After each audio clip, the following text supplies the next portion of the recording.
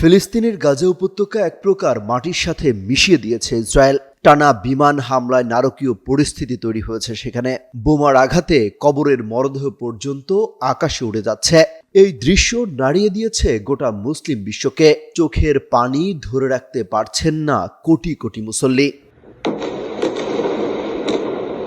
সেই গাজার ধ্বংসস্তূপ থেকে পাল্টা প্রতিরোধ গড়ে তুলছে ফিলিস্তিনি স্বাধীনতাকামী সংগঠন হামাস। গাজা থেকে কমপক্ষে 10টি ক্ষেপণাস্ত্র ইসরায়েলি ভূখণ্ডে ছোড়া হয়েছে, সেই তথ্য নিশ্চিত করেছে ইসরায়েলি সেনাবাহিনী। দেশটির বিভিন্ন গণমাধ্যম বলছে, ক্ষেপণাস্ত্রের ধ্বংসাবশেষ ইসরায়েলের আশকেলন এবং গ্যান ইয়াভনেতে পড়েছে, যার ফলে কিছু যানবাহন ক্ষতিগ্রস্ত হয়েছে এবং অন্তত 3 জন আহত হয়েছেন। তবে বর্তমানে ক্ষেপণাস্ত্রের বিস্তার এবং ক্ষয়ক্ষতির পরিমাণ নিয়ে বিস্তারিত তথ্য পর্যালোচনা করা হচ্ছে। এদিকে ফিলিস্তিনের অবরুদ্ধ গাজা উপত্যকায় নির্বিচারে হামলা অব্যাহত রেখেছে ইসরায়েল। সঙ্গে সেখানে 1 মাস ধরে পূর্ণ অবরোধ আরোপ করে রেখেছে তারা, যার সমর্থন দিয়ে যাচ্ছে খোদ যুক্তরাষ্ট্র।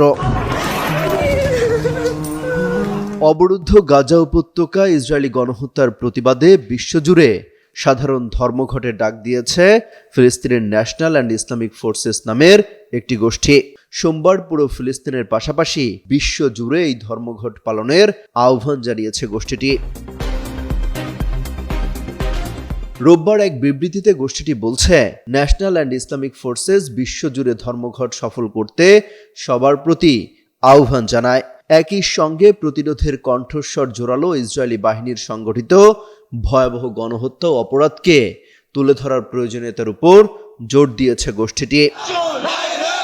অমিত হাসান রবিন, যুগান্তর নিউজ।